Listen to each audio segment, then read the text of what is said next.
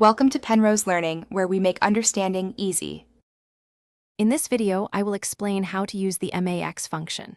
The MAX function is a powerful tool designed to find the largest numerical value within any specified range or list of numbers.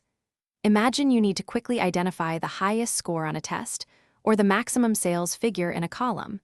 MAX makes this incredibly simple. It efficiently processes your data, providing you with that single, highest numerical point you are looking for. Let's look at the basic structure. You start with equals MAX followed by parentheses.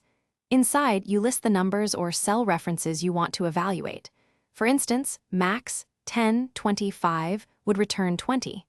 Remember, you can include many arguments, up to 255 separate entries. This flexibility allows you to compare various data points, ensuring you cover all relevant numbers in your analysis. Using MAX with a cell range is incredibly efficient for larger datasets. Instead of listing individual cells, you simply specify the starting and ending cells of your data block, like MAX, B2, B50. This tells the function to scan all cells from B2 through B50 and return the single highest number it finds. This approach is perfect for finding the top value in a column of hundreds or even thousands of entries. One powerful feature of MAX is its ability to mix different types of arguments. You are not limited to just numbers or just ranges. You can combine them like MAX, 500 A1, A20 1000, B1, B10.